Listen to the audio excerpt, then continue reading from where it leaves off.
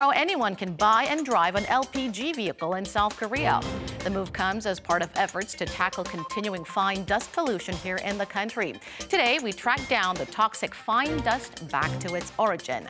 Stay tuned for these stories and more.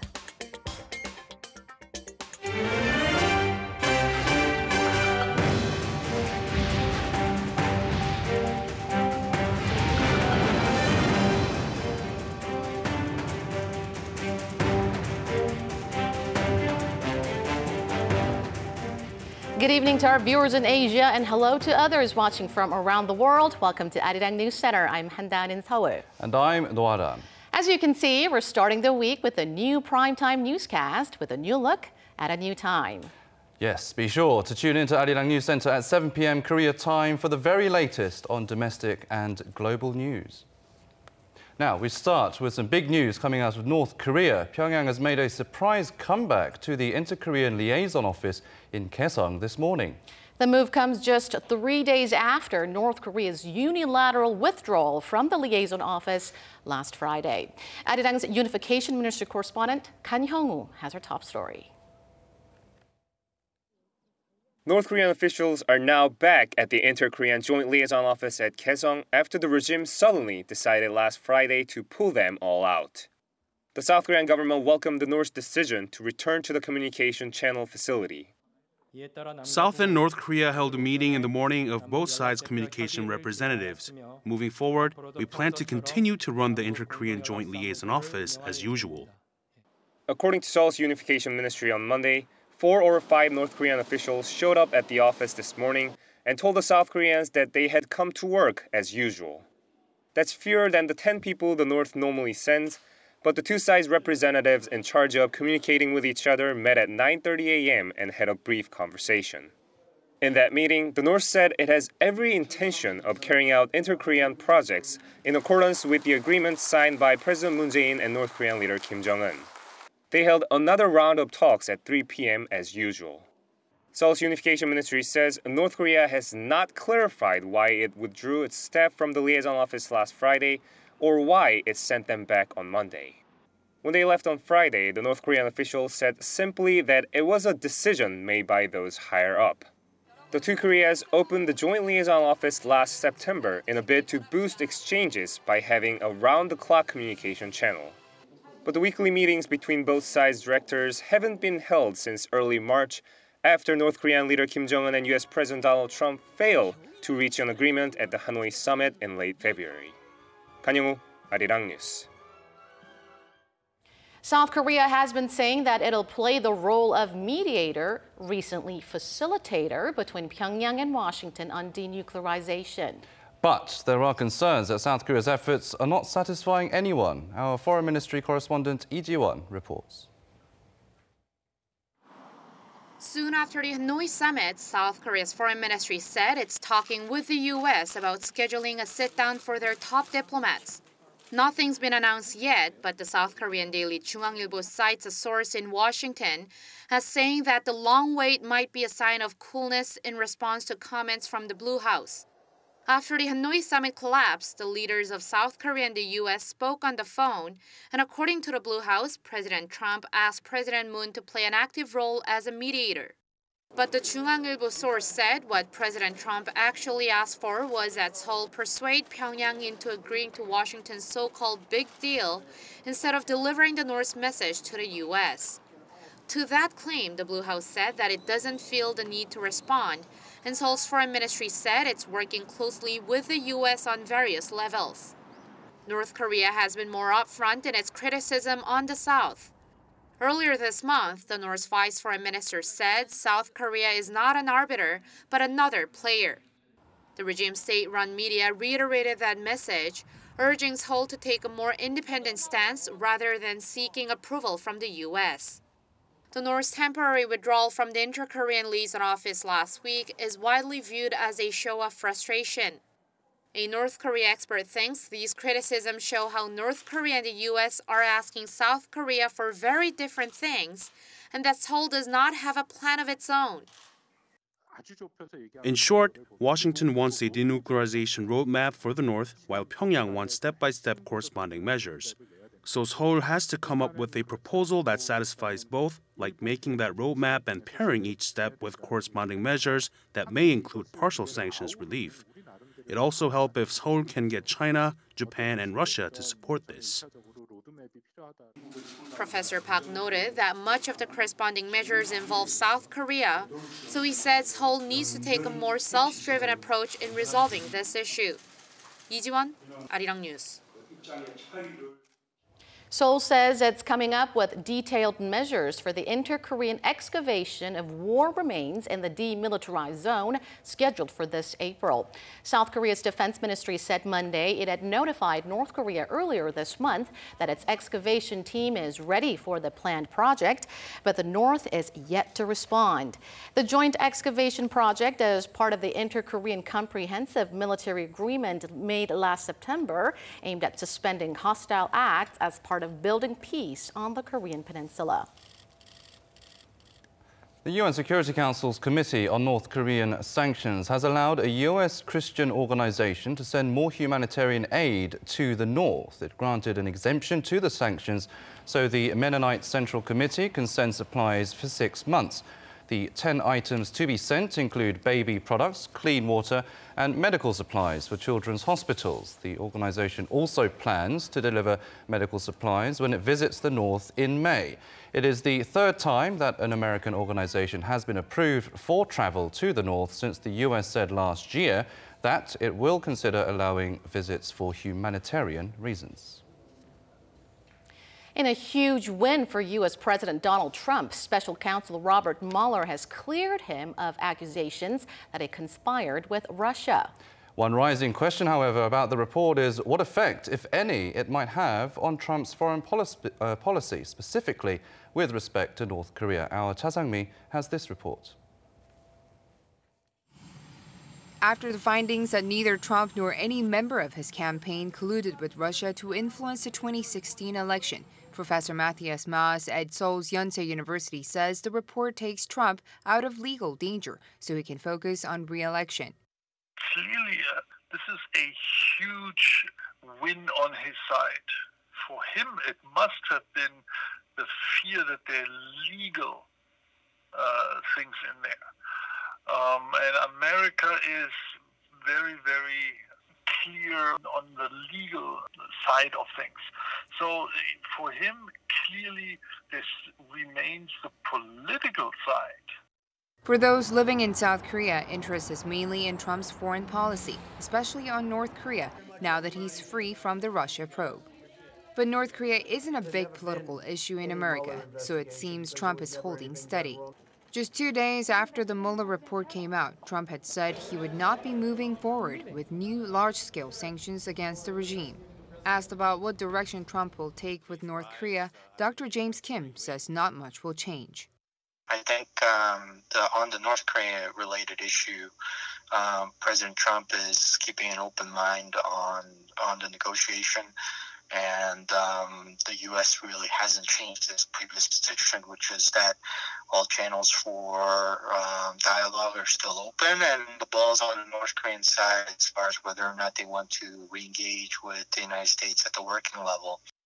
While some worry that Trump could ditch the North Korea issue now that he's got some more room to maneuver, experts say that there's no strong link between U.S. domestic politics and policy on North Korea.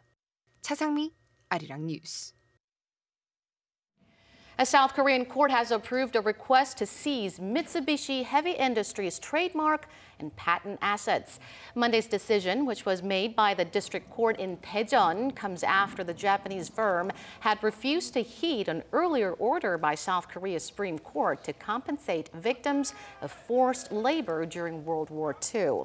Mitsubishi Heavy Industries will be barred from exercising 2 trademark rights and 6 patents, which is worth nearly $710,000 US. It has now become the second Japanese company to get slammed by a South Korean court.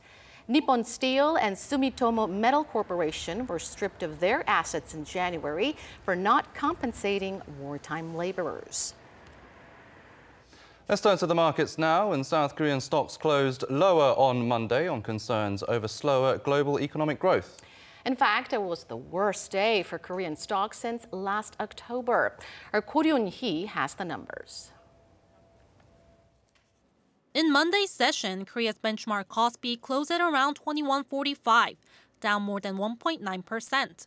It was the biggest decline in 5 months. In the morning, it stayed above 2150 but fell later on. Analysts pointed to uncertainties abroad, including the United States. Last week, the Federal Open Market Committee, the policy arm of the Fed, kept its benchmark interest rate unchanged. Fed Chairman Jerome Powell said the American economy will grow at a solid pace in 2019, although likely slower than in 2018, raising concerns about global growth. Another reason came from Germany. Last week, data showed that German manufacturing has recently contracted. Also, Germany's 10-year bond yield slipped below zero for the first time since 2016. This signals that people are looking for safety as concerns rise about slowing economic growth. The analysis added that these uncertainties hit stocks in the U.S. and Europe, which in turn spooked investors in Korea. Korea's tech-heavy junior index, the KOSPI, closed at around 727, also down 2.25%. This analyst does not predict a big fall in the coming days, but says stocks will hit bottom sometime in the second quarter and rebound afterwards. Meanwhile, the Korean currency closed at around 1,134 won against the U.S. dollar, up more than 4 won from the previous close. Ko Ryun-hee, Arirang News. President Moon Jae-in is urging the National Assembly to push forward with a number of pending issues. In a weekly meeting with his top secretaries, the president urged Parliament to fulfill its duty and swiftly pass long-pending bills, including one on expanding flexible working hours. 국회도 입법으로 경제 활력에 힘을 보태 주었으면 합니다. 혁신 성장을 촉진하며 신산업을 육성하고 자영업과 소상공인을 지원하는 등 경제와 민생 법안 처리에 보다 속도를 내주시기 바랍니다. Moon then called lawmakers to revise the Minimum Wage Act as soon as possible to minimize uncertainties in the market. The president also touched on bills related to the safety of medical personnel as well as ending violence in sports. Confirmation hearings for 7 ministerial candidates kicked off today at the National Assembly. Choi Chung-ho, President Moon Jae-in's pick for transport minister, was first in the hot seat. Lawmakers clashed on Choi's morality, particularly over suspicious profit-making deals from owning multiple apartments. Choi claims that his ownership cannot be seen as an attempt to profit from speculation, as he was planning to reside in the properties. Opposition parties accused him of being dishonest, accusing him of making more than $2 million in profits. Other nominees facing confirmation hearings this week include those picked to head up the ministries of Unification, Interior, and SMEs. There's particular interest in Unification Minister nominee Kim Eun-kyung. If appointed, he'll be Seoul's new main negotiator with North Korea. The presidential office and the ruling party say they expect all the nominees to be confirmed. South Korea's Justice Ministry has asked the prosecution to reopen a probe into the former Vice Minister of Justice, Kim Hak-ui, who's accused of sexual assault and bribery. The former Deputy Minister is suspected of having raped multiple women at a sex party organised by a businessman who wanted favours. Police investigated him in 2013, but the prosecution suspiciously ended the probe, citing lack of evidence.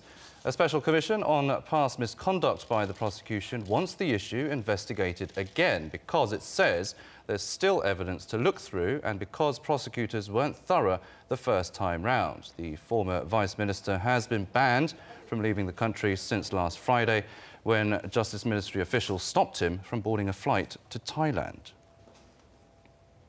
Seoul Eastern District Court held a hearing on Monday to decide whether to issue an arrest warrant for former Environment Minister Kim Eun-kyung. Kim, who headed the ministry from 2017 to 2018, is accused of abusing her power by forcing officials considered critical of the incumbent administration to step down and replacing them with nominees of her own choice without a selection process. Kim strongly denies all allegations. If the court issues the warrant, she'll be the first former cabinet member of the current Moon Jae-in administration to be taken into custody. The decision on her arrest is expected to be announced late Monday or early Tuesday. Now, let's turn to some international news. We're still waiting for the results of the Thailand elections to be announced. But preliminary results pretty much show a victory for the military-backed party, meaning that the popular Pheu Thai Party is to see its first loss since 2001. Our Park Hee-jun reports.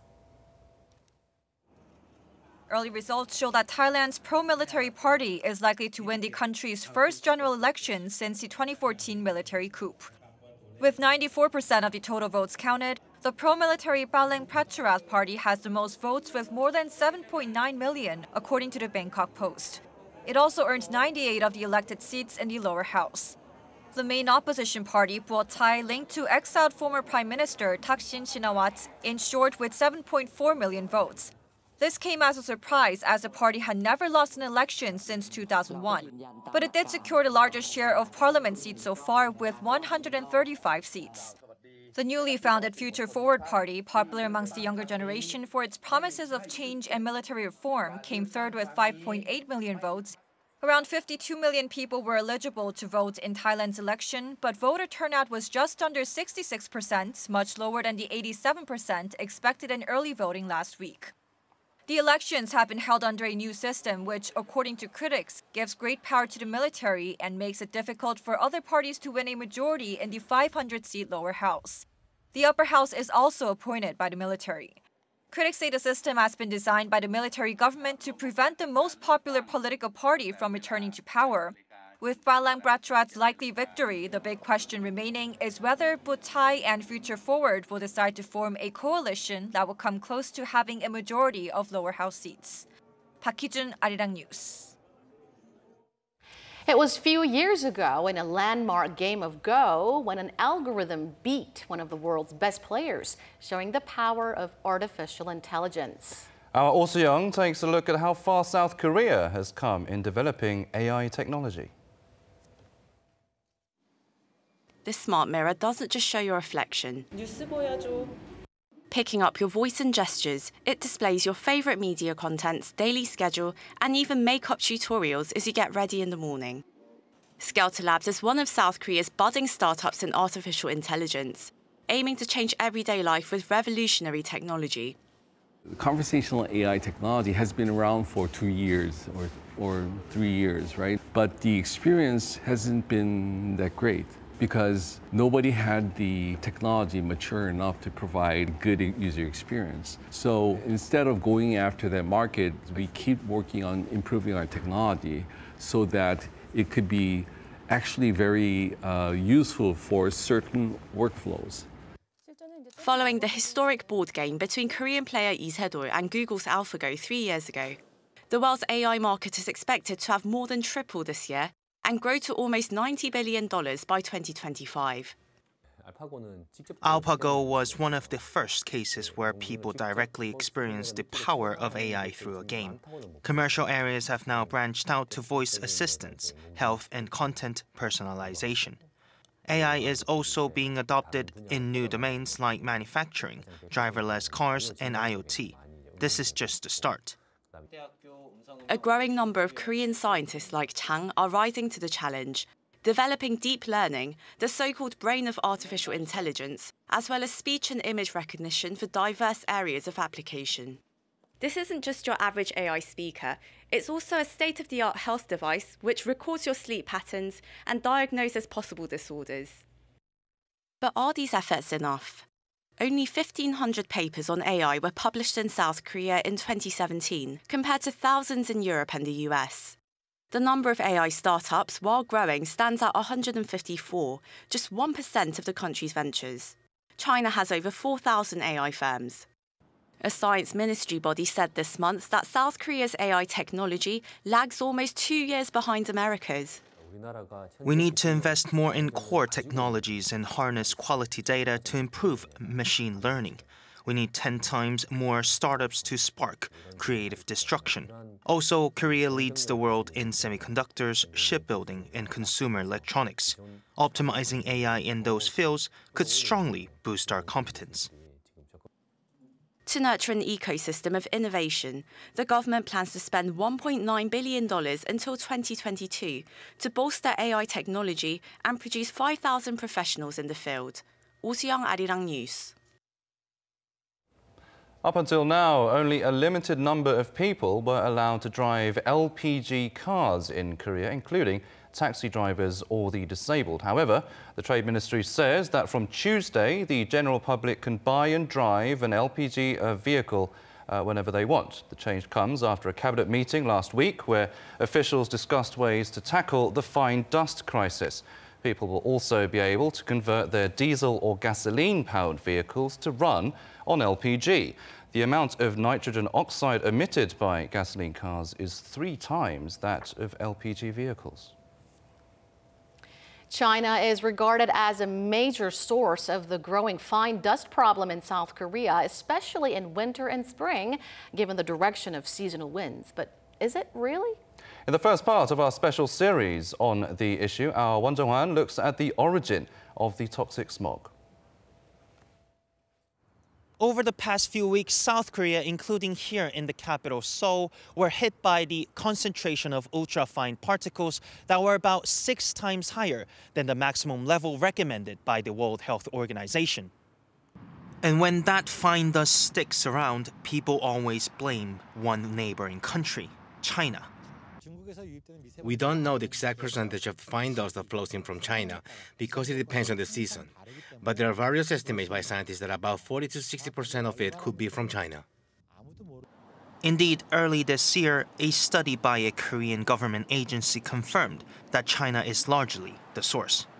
That conclusion was reached by the National Information Resources Service, which analyzed fine dust flows near the city of Incheon from January 2015 to March 2018.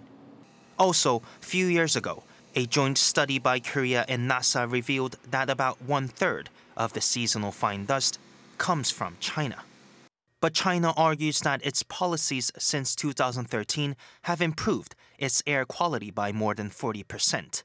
Meaning that if some 30% of Korea's dust was from China, then Korea should have also experienced some improvement, but it hasn't.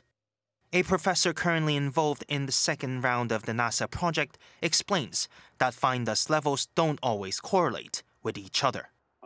Fine dust, especially the ultrafine particles, are mostly formed in the atmosphere, not at the ground level near factories. So that's why China's claim to have reduced emissions at its factories doesn't always mean a reduction of fine dust levels in that observational period. But at the end of the day, it's not about pointing fingers. It's about finding ways to reduce the fine dust levels in the region. In fact, considering that it's almost unprecedented for countries to pay compensation to each other in environmental disputes, the best way to fight fine dust is to cooperate and expand bilateral partnerships. Jong-un, Arirang News.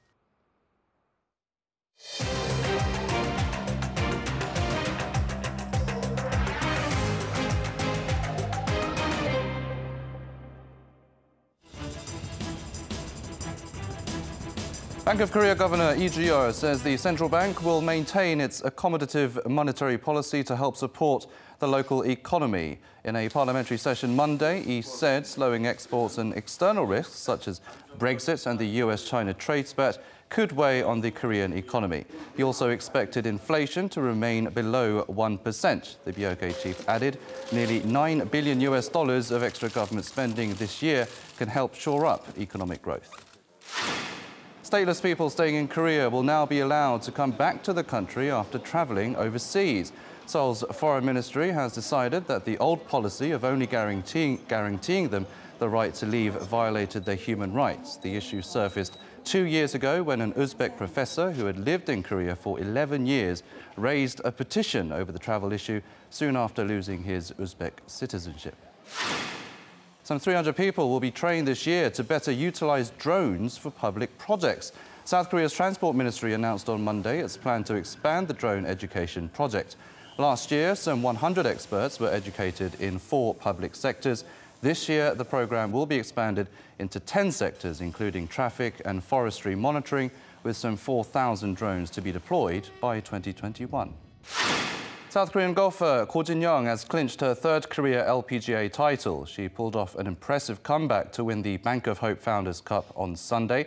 The 23-year-old closed her final round with a 7-under-65, beating 4 players by a single stroke at Desert Ridge in Phoenix. Ko becomes the 3rd straight South Korean to win a title in the new LPGA season.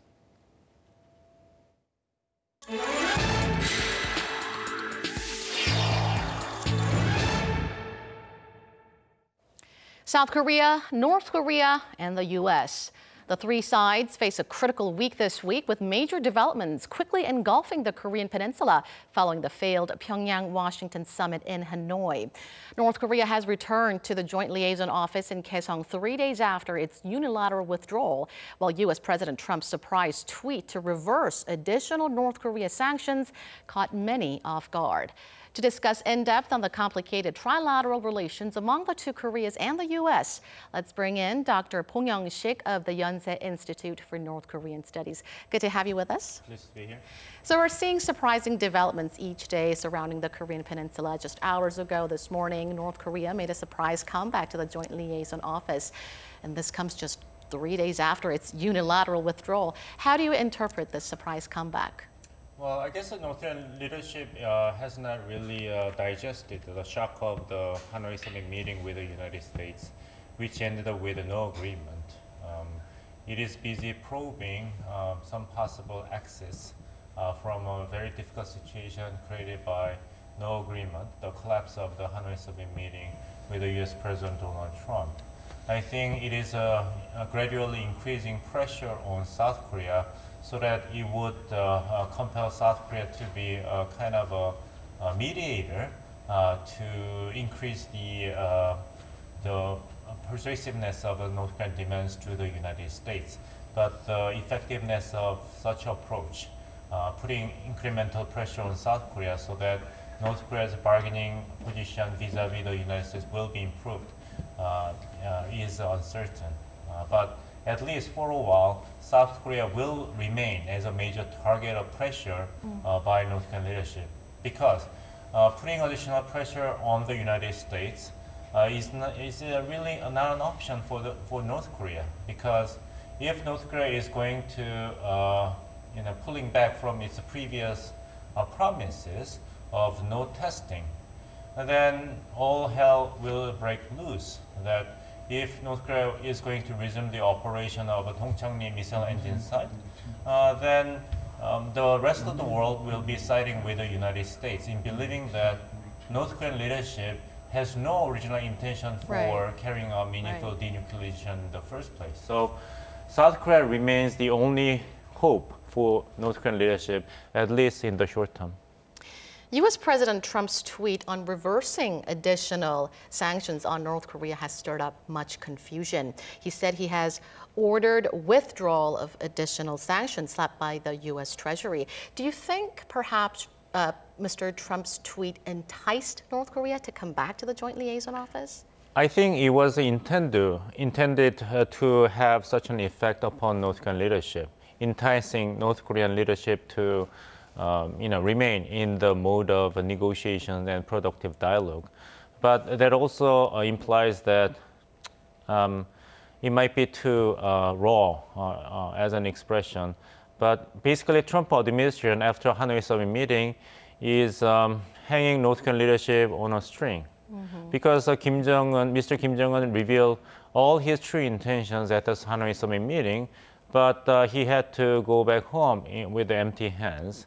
And Mr. Trump learned that at least Mr. Kim Jong-un had no thought-out plans for meaningful denuclearization that is acceptable to the United States. Because when he pushed Mr. Kim Jong-un to think bigger, go bigger, with a complete denuclearization in return for a maximum engagement whole package. But Mr. Kim Jong-un was obviously was not ready to give any clear answer to President Trump. So at least for a while, Trump administration is going to try to North Korean leadership to remain in the mode of a conversation and dialogue with the United States, but is not going to lower the bar of demands for North Korea's demands to be accepted. So sanctions will remain in place. That is the other lesson clearly delineated by the Trump administration at the Hanoi summit meeting. So as long as Trump administration remains firmly believing that as long as there's economic sanctions on North Korea, time favors the United States, then there will be a lot of back and forth, sometimes contradictory messages and actions by Trump administration to keep North Korean leadership, hanging in the air. I think it's a very interesting point you brought up there that Kim Jong-un wasn't quite ready because he was a well-known diplomatic strategist. Now, in his tweet, President Trump used the term additional large-scale sanctions, which U.S. officials later clarified that they are the future sanctions that are set to be imposed on North Korea. What kind of sanctions, what kind of future sanctions do you think Mr. Trump was referring to?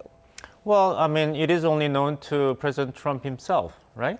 That is the beauty of his maximum pressure, maximum engagement strategy, which makes things so difficult for Kim Jong-un leadership in North Korea, because you can't really guess anything right?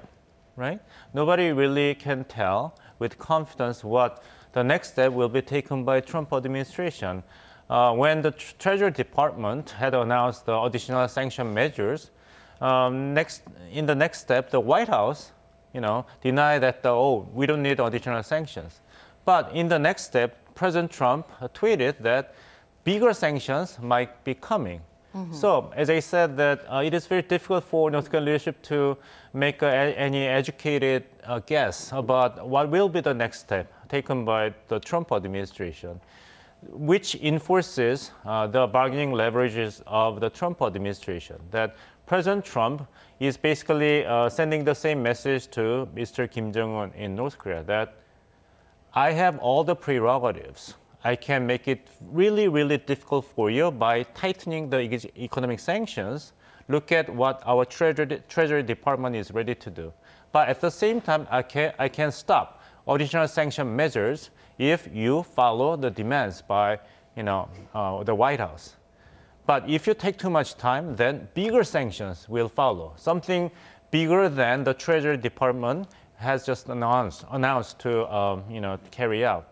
So from the standpoint of the Kim Jong-un leadership of North Korea, things are so uncertain and unpredictable. So President Trump's maximum pressure tactic right there. Now, various inter-Korean projects are now put on hold. Video reunion of war-torn families need to be sorted out, while a joint recovery operation that are set to be held in April are also, North Korea has yet to respond to that as well.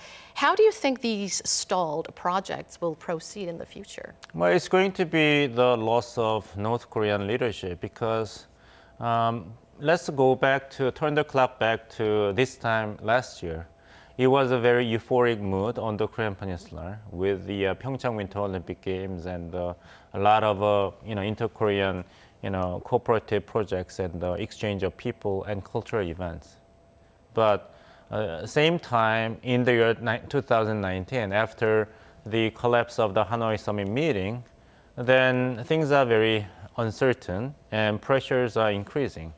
But if North Korean leadership is not going to carry out the agreements signed by both leaders, Mr. Kim Jong-un and Mr.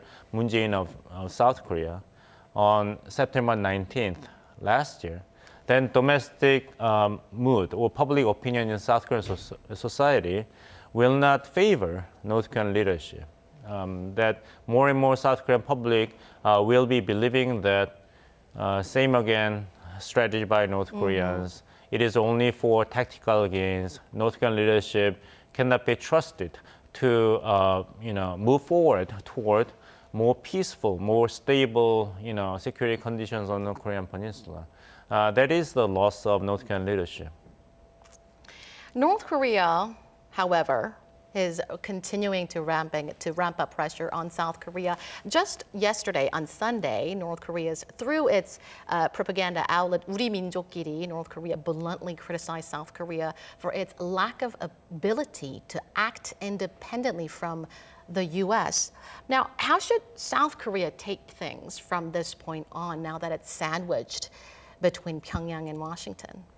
South Korea has been sandwiched between North Korea and the United States in the past, and it will be sandwiched between North Korea and the United States in the future if South Korea is not going to, achieve the right conditions on the Korean Peninsula to make it as an effective arbiter and at the same time important stakeholder.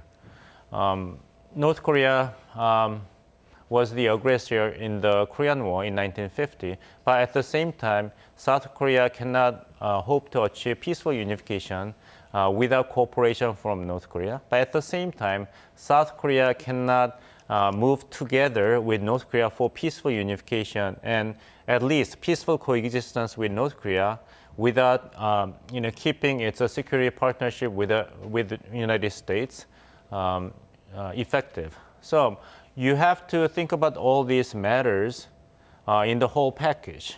South Korea is a stakeholder or the player on one hand, but at the same time, arbiter between North Korea and the United States, still adversaries since the time of the Korean War.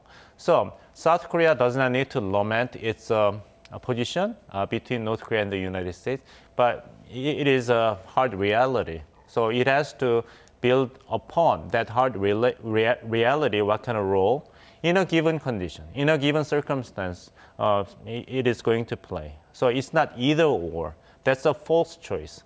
The right choice for South Korea is to be the effective arbiter, but at the same time, effective stakeholder at the same time. Now, how do you see the possibility of an inter-Korean summit? And when do you think the best time of it would be? The best time for inter-Korean summit meeting between Mr. Kim Jong-un and Mr. Moon Jae-in of South Korea is when conditions are ripe, that the fourth meeting between them will be likely to produce kind of outcomes that will bring back Washington and Pyongyang on a meaningful negotiation table. Otherwise, the timing itself is not that important. More important condition for the fourth meeting between President Moon Jae-in and Chairman Kim Jong-un is whether South Korean government has any good ideas or plans to persuade the North Korean leadership to propose the kind of denuclearization, kind of a small deal at least, that will make Washington interested in coming back to a negotiation table with Pyongyang with its own concessions. They will meet the demand by North Korea in terms of sanction relief. North Korean leader Kim Jong-un's close aide Kim Chang-son stayed in Moscow for about 5 days, and he's now reportedly in Vladivostok. How do you see the possibility of a North Korea-Russia summit? It is likely, but I would doubt that even if summit meeting between Russia and North Korea will be so helpful for North Korea to escape from current difficult situation. Think about it. Russia cannot really change the whole dynamics of the existing incoming sanctions on North Korea, although Russia, alongside with China, Great Britain and France and the United States constitute one of the P5 members. But as long as there will not be kind of groundbreaking concessions by North Korean leadership in terms of agreeing on meaningful steps toward the denuclearization, then Russia's autonomy will be quite constrained. And what about China? China is now in the middle of the trade war with the United States. So any missteps by Chinese leadership will give the good excuse to Washington to criticize China as a willful supporter for North Korea, a country responsible for making North Korea sticking to its nuclear missile programs. So China will be waiting until it will solve its own problems with the United States over trade issues. And South Korea's maneuvering room is also limited. It cannot really resume the operation of a Gaeseong industrial complex or Mountain Gyeongang tour site. Japan may be interested in solving the abrupt issues and normalization with North Korea, but those negotiations must be supported by North Korea making concessions on denuclearization. Otherwise, Japan will not move independently from the United States for these matters. So North Korea may seek help, extra help from China, Russia, or any other countries, but as long as United States will not see any clear sign that North Korea means business of denuclearization, then North Korea's attempts to take a detour will be quite limited. Now, days ago, North Korea's Vice Foreign Minister Choi has said that North Korean leader Kim Jong-un or any other highest body of North Korea's politics would soon make an official announcement on North Korea's post-Hanoi plans. What kind of diplomatic strategy do you expect from Kim Jong-un? I guess Kim Jong-un has not reached a conclusion yet, what to be included in the alleged announcement. I think he's still in the process of putting exact words in the message to be announced after the Hanoi summit meeting. That explains why North Koreans have been taking these zigzag steps, that it withdrew its members from the Liaison office in Gaeseong, but a few hours later it sent back the members. It has threatened Washington about possible, new way, but the new way has not been really carried out. It urges the Moon Jae-in government to be more independent from the United States, being true player, not just the arbiter. So we see a lot of contradictory messages coming from the same source, Pyongyang. So that means that the Kim Jong leadership has not been really in the final stage of taking the next step in the aftermath of the Hanoi summit meeting without any agreement with the United States. That is the price that Pyongyang is going to pay, because it seems like Mr. Kim Jong-un did not have any plan B when he was going to meet President Trump in Hanoi. Well, the two Koreas now are at a crucial crossroads. We'll have to keep a close eye on how things unfold. Thank you so much for your insights today. You're welcome.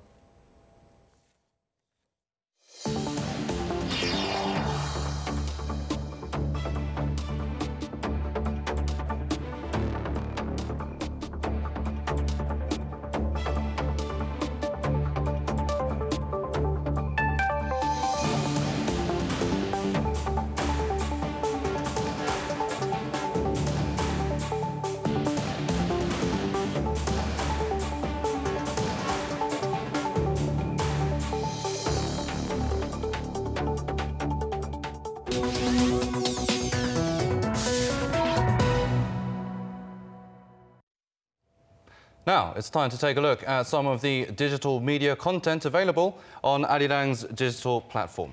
Today, we'll be looking at things to do in Seoul's bustling streets of Hongdae. Justin from When in Korea, or Wink, took to the streets there to get a closer look. Starting now, I think we're just going to try to really feel the true essence of the Hongdae streets. It's only $15 for this. That is a steal. This entire area is usually made for young people to hang out, whether it's artwork, music, food, drinking, games, you name it. Okay, so my name is Justin. Hi, Justin. What's your name? I'm Callie. Callie, you're representing Korea, I see on your hat. I am. That's I love awesome. the Korean flag. I think it's really pretty. Really? Have you tried this, or is this your first time eating this food? food? We come here like multiple times a week. Of the same place? The same place. Ah, okay, so she always comes here because she loves the chicken, right? It's so good. It's so good. It's we just drank makgeolli. Just now? Yeah, two bottles, yeah. Not 술했죠. I respect that. I respect that, though. I respect that. Respect. Drinking makgeolli and soju at 1 p.m. I think that was a very Hongdae thing to do. Okay, so as you guys can all see, we're in a very traditional, very special restaurant in the middle of Hongdae.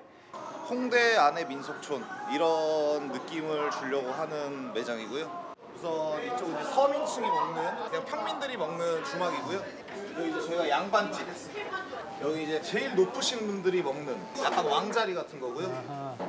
감옥이에요. 이런 거를 많이 하시죠, 외국인분들이. 이렇게 해서 이렇게 하는 이렇게 사진을 찍고. Well, obviously I gotta go with the... 네, 감사합니다. So this is a beef tteobbap with a little bit of raw egg yolk.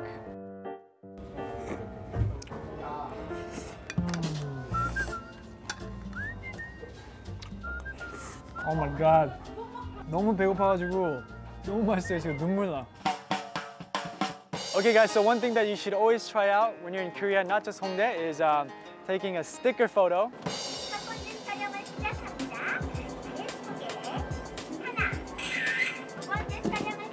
Let's go with some swag, ready?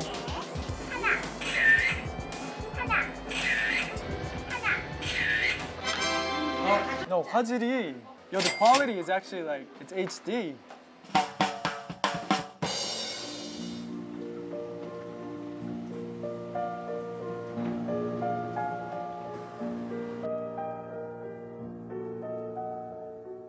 There's a huge variety of different cafes in Hongdae, but the one that I specifically came to just now is a healing cafe where there's a huge massage chair that's amazing. They give you free coffee, so it's kind of detoxing your body from traveling.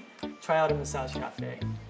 Okay, thank you everybody so much for watching our very first episode of Wink When in Korea. We'll see you next week. Please tune in and expect some more awesome stuff about Korea. And yeah, that's it.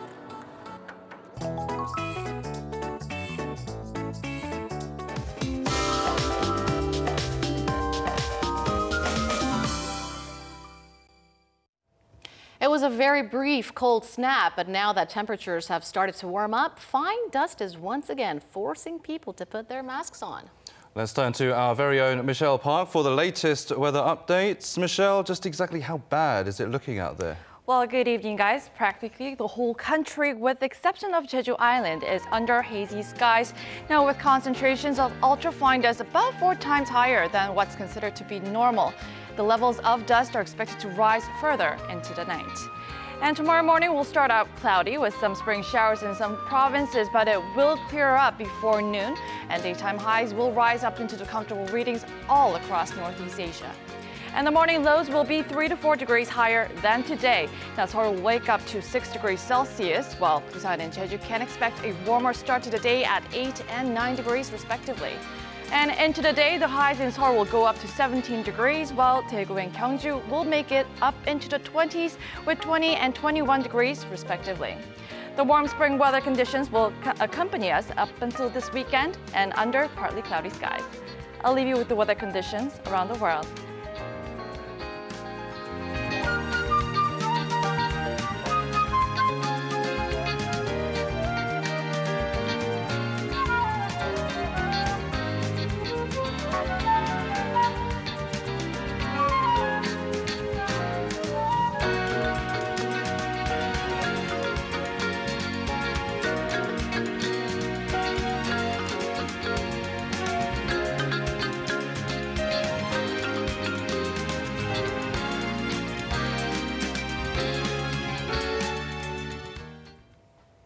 Well, that's all the news we have for you at this hour. Thank you, as always, for watching. More news will be coming your way at 10 p.m. Korea time. Don't go away.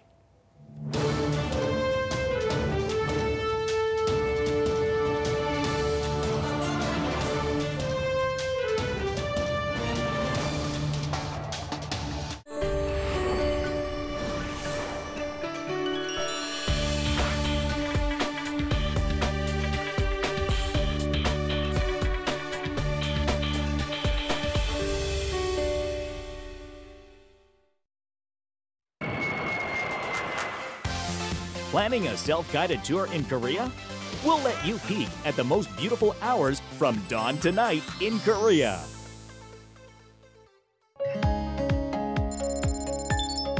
Come to Incheon, a city whose glistening morning is precious.